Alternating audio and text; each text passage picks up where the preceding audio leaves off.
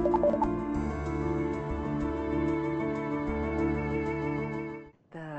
question of reinvention is always perennially interesting, isn't it? Clearly, in a world where new technologies are making new business models possible, it's very difficult to stick with the same process over time. What we find is competitive pressures really do erode any advantage that you're able to achieve. And so that means that you really do need to reinvent. So that much being said, what are some of the steps that you need to take as a CEO? I think the first thing is being open to the data. I find a lot of times people fall victim to their own success. They get very complacent. And when the evidence starts to mount that the world is changing around them, they just don't pay attention. So I think the first thing is awareness. After you've got awareness, I think the second critical component is to have enough investments in the non-traditional or non-core areas that you have some diversity in your business portfolio. And I think the third major step is having a discipline around growth, which is learning to treat uncertain projects differently than you treat the core business, and being good about kind of getting these small little experiments developed to a point where you can actually execute against them. And I guess the last thing is you need to be exiting, withdrawing resources from businesses who don't have a bright future. And that's very difficult because a lot of times the people that are in power in a company are the people that were successful at the previous core business. So to tell them, gee, guess what? Congratulations, you did a great job, now you're being downsized, is very difficult. So I think there's some challenges for established corporations to do that, but that's where I would start.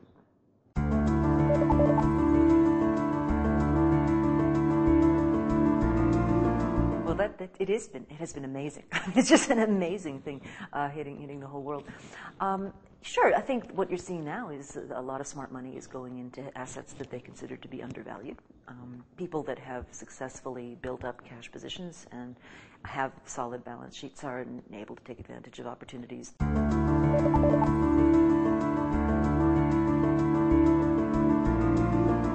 I think if you're going to grow rapidly, that involves taking a certain amount of risk. And I'd say there are probably maybe three patterns that you can look to.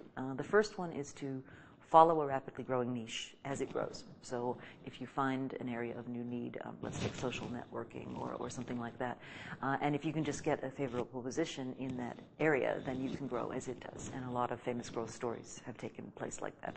A well-known example would be Microsoft, that based its growth as a company on the growth of the underlying PC business. So that's one strategy. A second strategy is to take your initial favorable niche and try to replicate it. So that would be more of a geographic or footprint expansion. And many small companies do that by licensing or by setting up a combination of subsidiaries and wholly owned ones. And I guess the third one would be by acquisition. A lot of companies find that they can get rapid growth through acquiring, fill-in acquisition, not big monster acquisitions. But, for example, if you need a new capability or you need a new brand, sometimes you can fill that in by acquisition.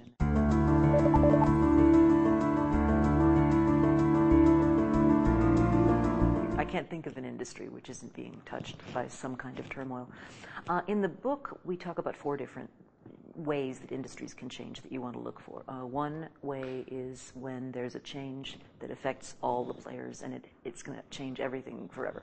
So an example would be deregulation or re-regulation. So we can expect one of the side effects of the credit crunch, I suspect, will be a whole massive bunch of new regulations and risk management practices. And so that's going to affect everybody in financial services. The second trend that we look at is cycles.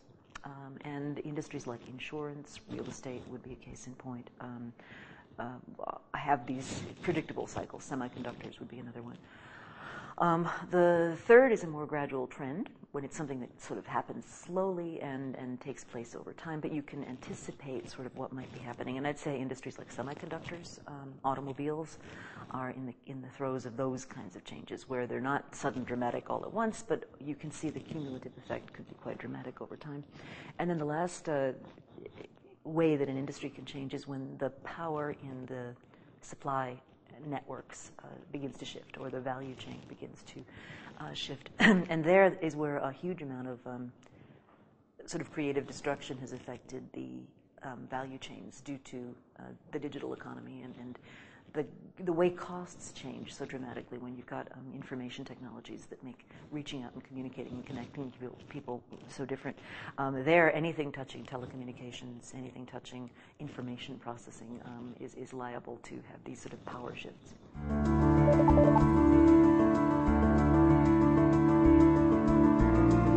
Certain values around design, around the user experience, the customer experience, and how companies fit into the environments in which they participate.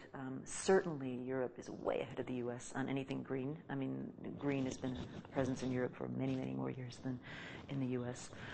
So I think there's a lot that could be learned from European companies.